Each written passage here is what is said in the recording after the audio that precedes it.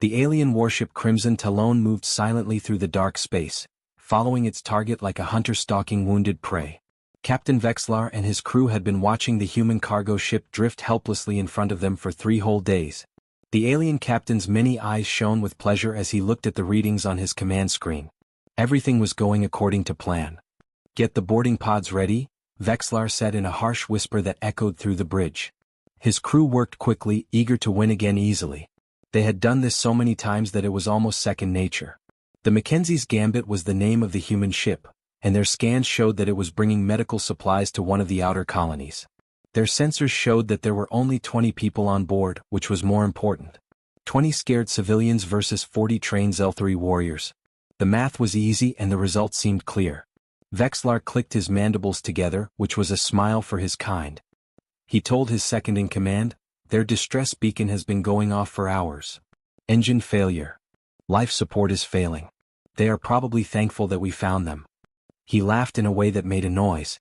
"Even though they won't be so happy when they see our ransom demands." The Zelthari had made a name for themselves all over this part of space.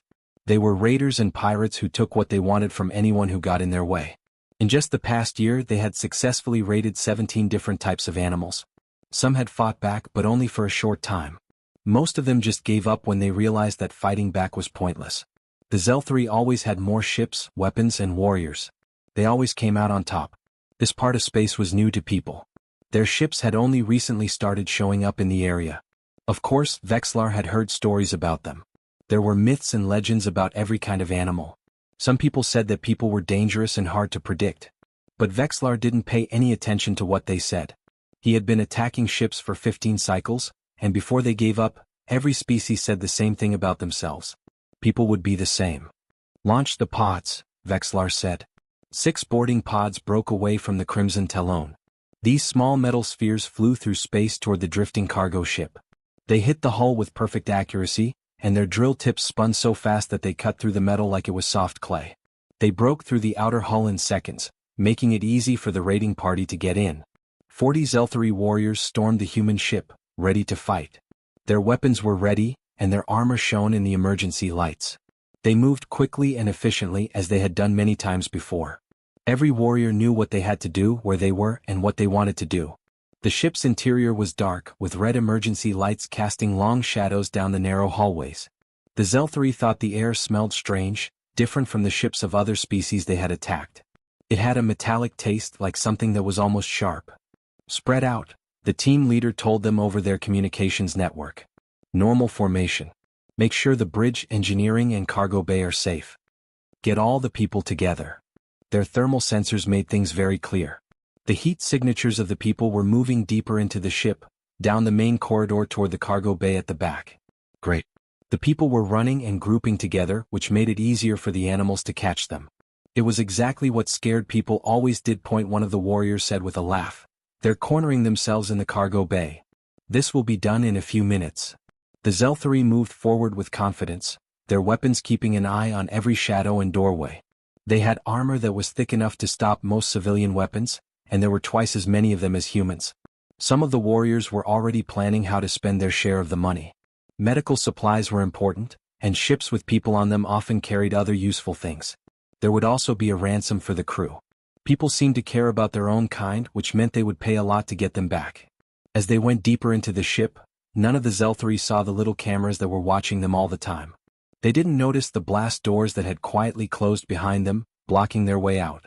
They didn't know that the thermal signatures they were following were just heat generators being moved by a remote control. Captain Vexlar, still on the Crimson Talon, watched the mission unfold on his screens. "How long until we get to our goal?" he asked. 2 minutes until they get to the cargo bay, his tactical officer said. Vexlar sat back in his command chair and started to write the ransom note in his head. He had heard that people were rich. They had whole planets full of useful things. They would pay just like everyone else always did. He had no idea that in 2 minutes, everything he thought he knew about people was going to be shown to be very, very wrong. Sergeant Mike Davis was crouched behind a stack of cargo containers on the 3rd level of the bay, with his finger resting lightly on the trigger of his rifle. He could see the heat signatures of the alien boarding party getting closer through the display on his helmet. They were probably spreading out in what they thought was a tactical formation. He almost felt sorry for them. Almost. "They're hurting us," he said into his comm unit, and even though it was dangerous he couldn't help but smile. "They really think we're scared and running away." He could see Private Kelly Roberts on the other side of the bay, behind a fake wall panel. Corporal Brian Hayes was hiding in a maintenance alcove on the main floor below them. The alien scanners couldn't seem to find him. There were 30 other Marines in the cargo bay, all of them hidden and waiting. The Mackenzie's Gambit was more than just a cargo ship. It was a Q-ship, a warship that looked like an easy target. It did have medical supplies in some of its holds, but those were just for show. There were 30 United Earth Marines and enough weapons to start a small war on board. The engine failure, the distress beacon, the frantic radio calls, everything was carefully planned bait. And these alien pirates ate it all up. Davis had been doing this kind of work for 2 years. Pirates had been getting bolder in this area, attacking human ships because they thought the newcomers were easy targets like the other species they had been terrorizing. It was time for command to send a message. A message that is very loud and very permanent. Davis saw the first group of aliens come in through the partially open cargo bay doors. There were 12 of them, and they were big and covered in some kind of armor made of chitin. They had energy weapons that glowed a sickly green color. They were careful but not careful enough. They were looking around the corners and sweeping their guns back and forth, but their body language showed that they were sure of themselves. They thought civilians would be scared and maybe put up some light resistance. "Target lock confirmed," Lieutenant Amy Foster said quietly from her spot near the bay's control room. "All teams are ready. Waiting for your mark, Sergeant." Davis took a deep breath and watched as the aliens spread out across the floor of the cargo bay. They were talking to each other in their clicking and hissing language, probably saying how easy this was going to be. Their leader was pointing to the medical supply boxes, probably already counting his money. "Wait for it," Davis said softly. "Give them time to get used to it." The last alien walked through the door. The whole squad was now inside, spread out across the bay with their backs to different places where Marines were waiting in complete silence. Davis understood that these weren't soldiers. They were raiders, bullies who were used to picking on people who couldn't fight back. They probably had never had to deal with real military resistance before. That was going to change. "All teams," Davis said in a low voice. "Set them on fire." When Lieutenant Foster flipped the switch, all the lights in the cargo bay went out right away. The aliens didn't have much time to react before 3 different levels of muzzle flashes lit up the dark. The noise was so loud that it hurt my ears.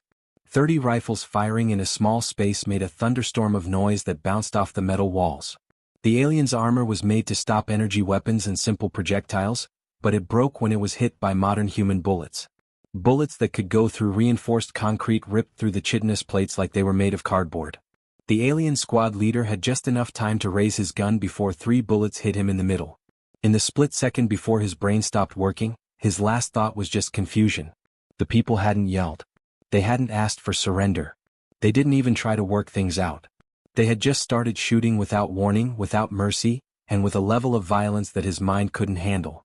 He fell to the ground before he could finish the thought. Before this deployment, Private Roberts had spent 6 months training on the firing range. She had shot thousands of rounds and practiced until her movements became second nature.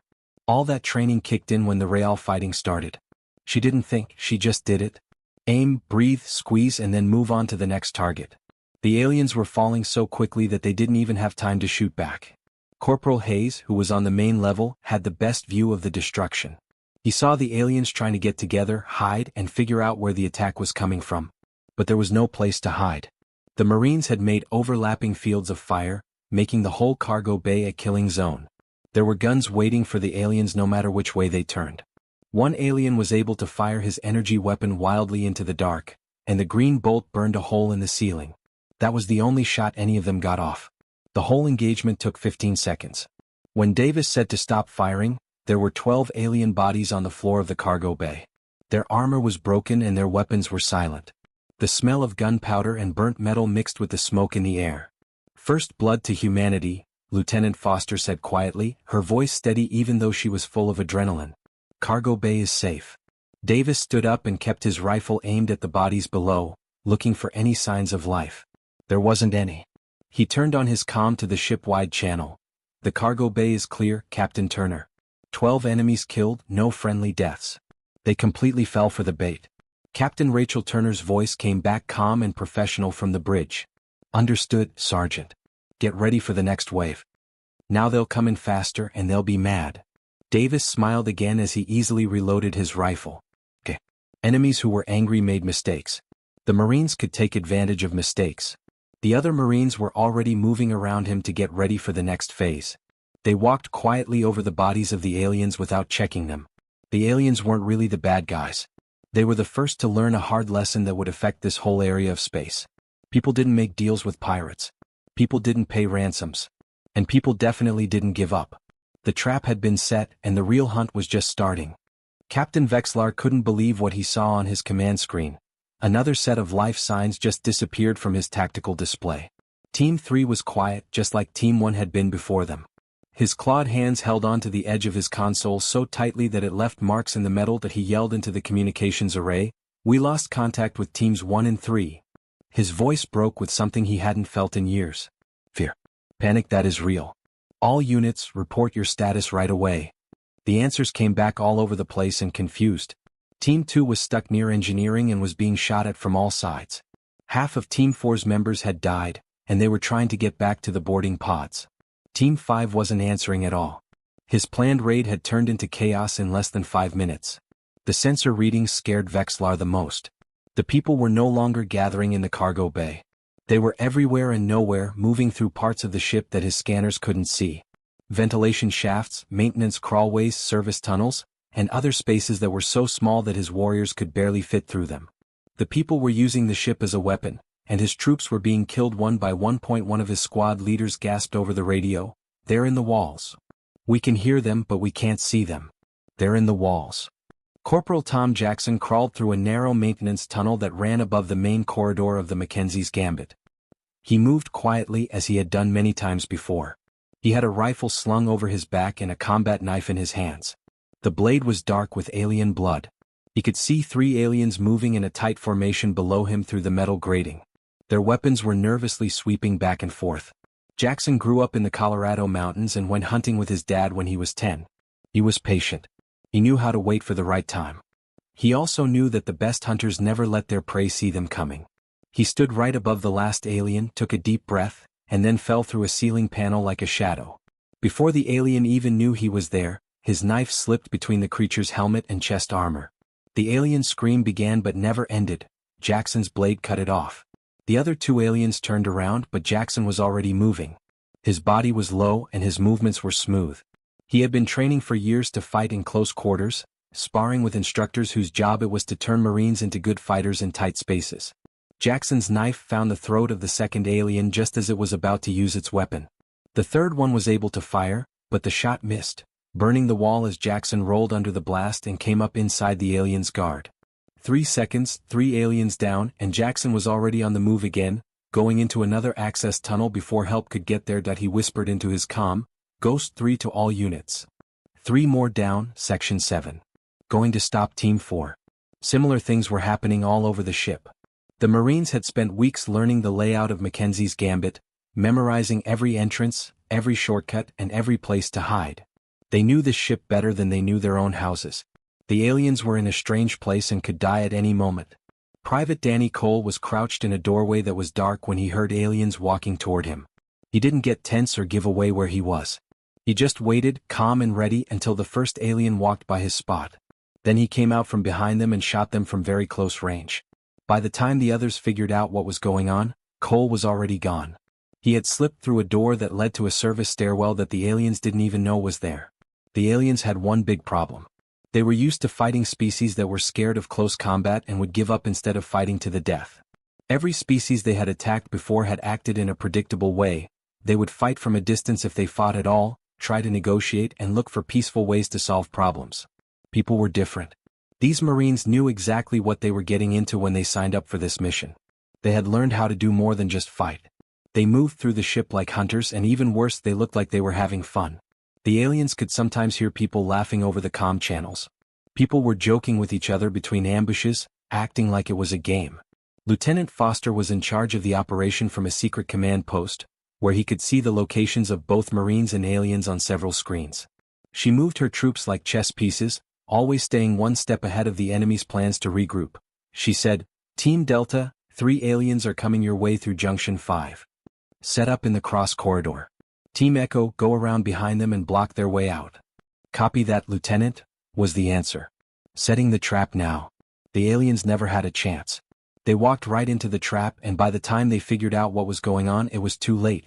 The Marines attacked them from two sides at once, and Vexlar's screen showed 3 more life signs going away.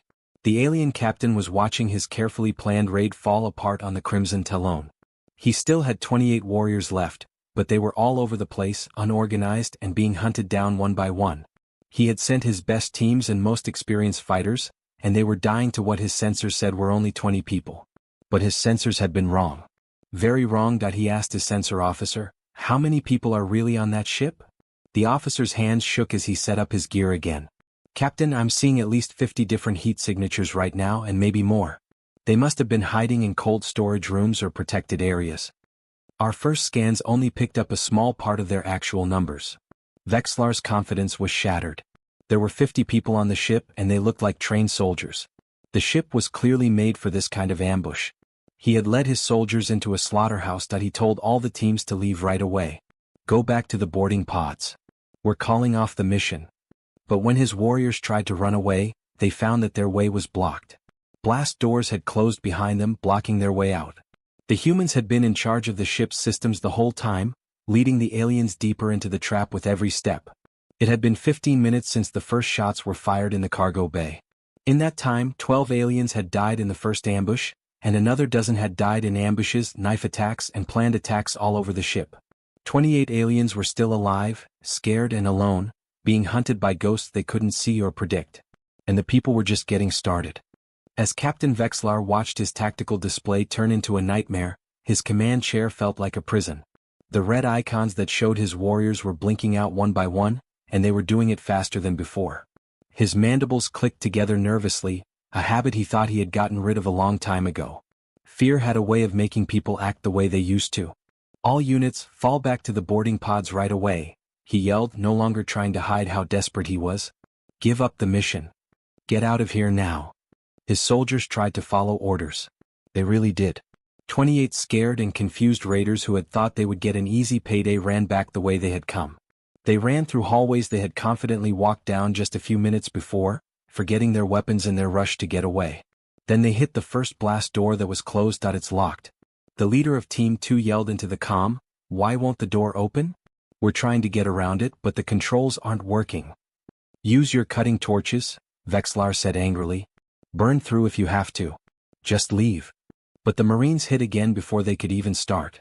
There was gunfire behind them and 3 more aliens fell. The people who lived ran away looking for another way out, any way out. The same thing was happening all over the ship. All the ways back to the boarding pods had been blocked off. Blast doors that should have stayed open were locked shut. The emergency override codes that should have worked didn't work. The people in charge of the ship's systems were using that control to turn the Mackenzie's Gambit into a maze with no way out. Team 4 found one of the places where their boarding pod had cut through the hull. They ran toward it, feeling a wave of relief wash over them as they finally saw a way out of this nightmare. Then they came to a complete stop. The hallway in front of us had fallen down. Someone had set off explosives that were carefully placed, and tons of metal and debris fell to the ground, completely blocking the way. It would take hours to clear, and they didn't have that much time. One of the aliens whispered, "They planned this." His voice shook. "They knew we were on our way. This whole thing was a trick." The realization spread among the surviving raiders like a disease. They weren't fighting civilians who were desperate to protect their goods. They were up against trained soldiers who had brought them here on purpose. The hurt ship, the distress signal, and the heat signatures that were moving away were all part of a complicated lie that the humans used to get them exactly where they wanted them. Vexlar had to make a choice that he never thought he would have to make as a raider. He opened a channel on all frequencies and spoke in Standard Galactic Common Tongue, which is the language used for trade and diplomacy in all known space. "Attention human vessel," he said, hating how his voice shook. "This is Captain Vexlar from the Crimson Talon. We give up. We give in to your troops. We will leave in peace and never come back. Please accept our surrender and let my soldiers go back to their ship." There was only static for a long time. Then a human voice came back over the channel, speaking that same common language but with a strange accent that made everything clear. Sergeant Mike Davis was the one who said it, and his voice was colder than the emptiness of space. Davis said in a flat voice, "We don't take surrenders from pirates. You came on board our ship with guns drawn. You came here to take our stuff and hold our crew for ransom. When you sent out those boarding pods, you made your choice.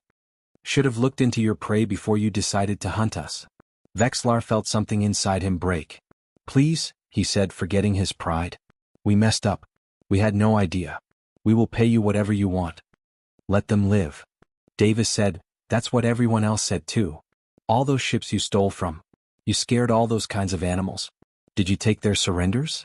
Did you let them go without taking everything they owned? No. You took everything you wanted and left them with nothing. Now you know how it feels. The channel stopped working. Vexlar made another choice on the bridge of the Crimson Talon, one that was based only on fear and the need to stay alive. His soldiers were lost. They were stuck on that ship with no way to get off.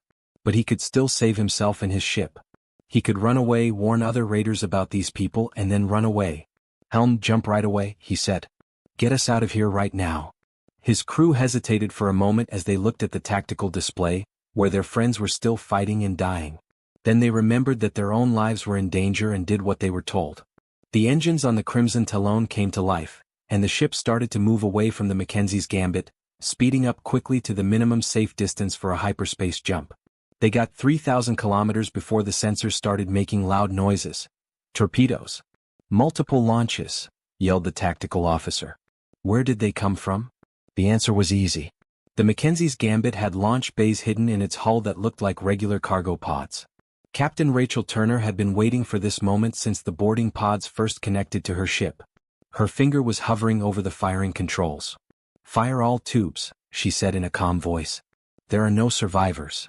6 torpedoes, each with enough explosive power to break a small moon, sped through space toward the alien warship that was trying to get away.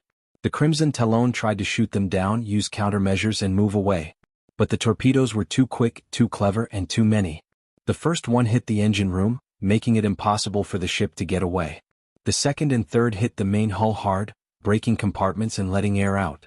The fourth, fifth, and sixth explosions happened one after the other, and the Crimson Talon broke apart because of the well-timed explosions. As his bridge fell apart and the cold of space rushed in, Vexlar's last thought was regret. Not for the crimes he committed or the species he terrorized, but because he thought humans were just another easy target. On the Mackenzie's Gambit, the Marines kept clearing the ship in an organized way. The last aliens fought like animals that had been cornered because they knew their mothership was gone and there was no way to get help. But they were careless because they were desperate. They did things that trained soldiers would never do. They checked the corners with their backs exposed. They shot without aiming. Instead of spreading out, they all got together. And the Marines took advantage of every mistake, moving quickly and calmly. Private Kelly Roberts caught 3 aliens trying to lock themselves in a storage room. She didn't even have to shoot. One flashbang grenade through the door left them stunned and unable to fight back when her team came in. Corporal Brian Hayes saw 2 aliens trying to hide in an emergency escape pod. He locked the pod's outside hatch and threw it into space. The people inside had no way to steer it and didn't have enough air to live for more than a few hours. The last aliens fell one by one. Some fought to the end and wouldn't give up, even though giving up might have saved them. Some people tried to hide, but they were found anyway. Some of them tried to kill themselves instead of being caught.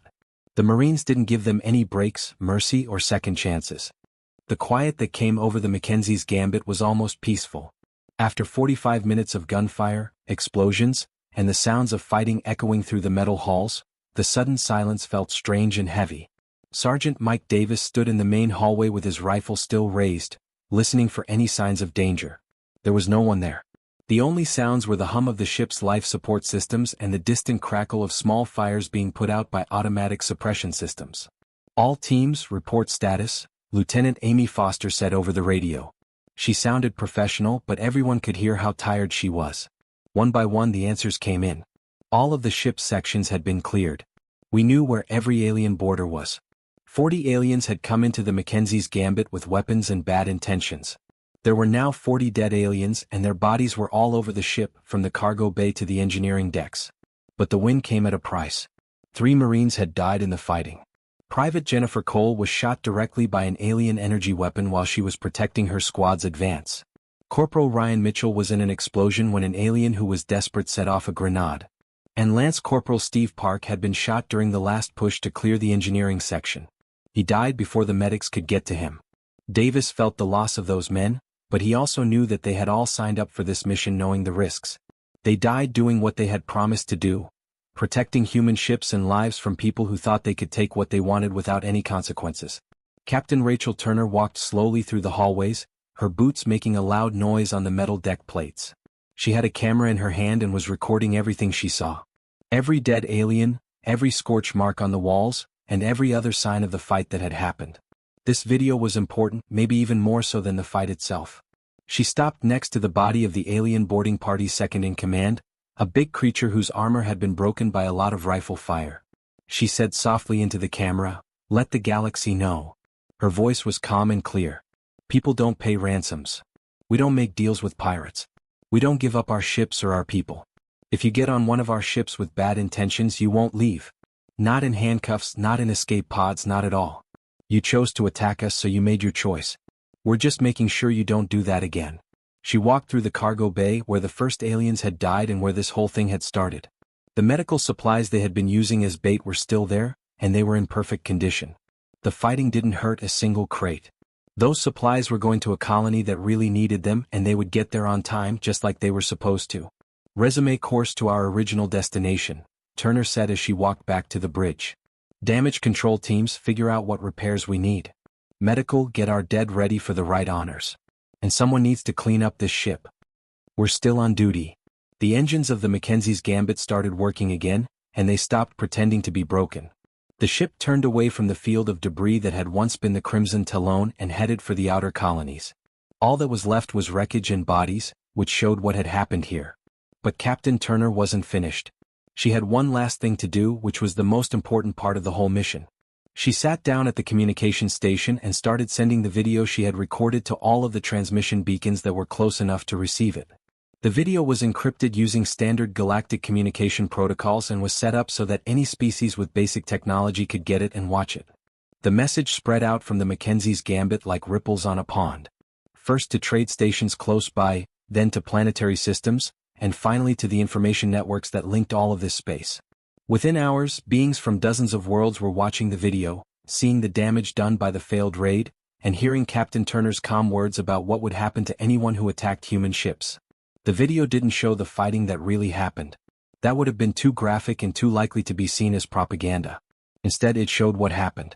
The ruined boarding pods, the destroyed alien bodies, and the debris field where their warship used to be. It showed the 3 flag-draped caskets of the fallen Marines being carried with full military honors. And it showed Captain Turner's face as she spoke. She wasn't angry or hateful, she was just sure. A group of different species watched the broadcast in their own version of a cantina on the trade station Nexus 7. As the video played, the room became quiet.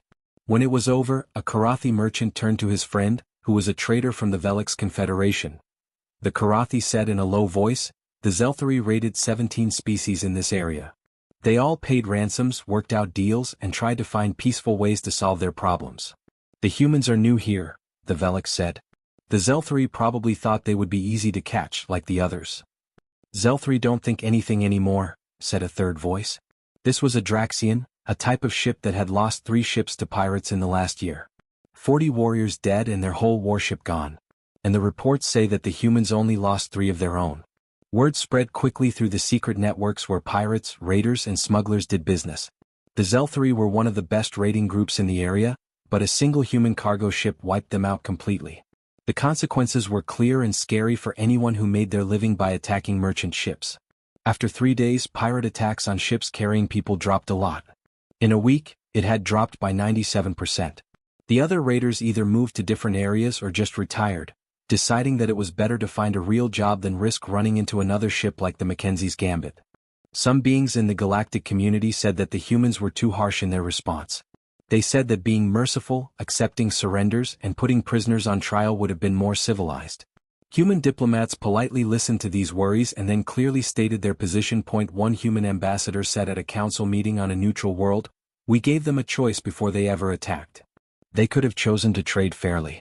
They could have decided to respect our ships. They didn't have to threaten our people. They made their choice and we made ours.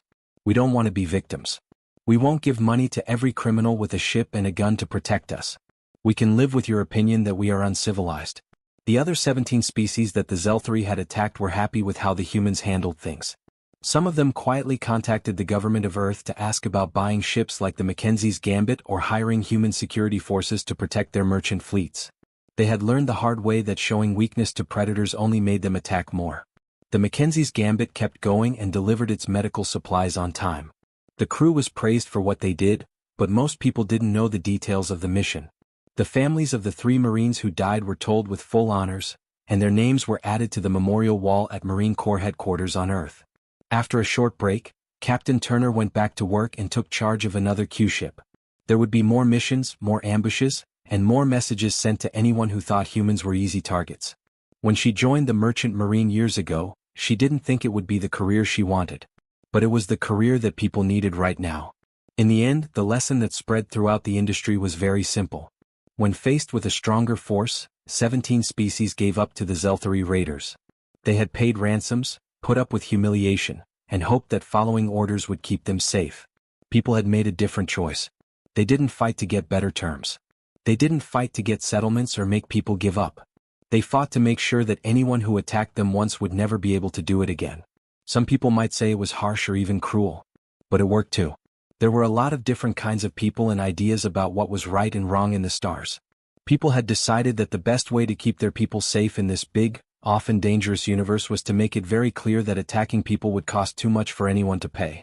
And the galaxy was slowly but surely learning that lesson.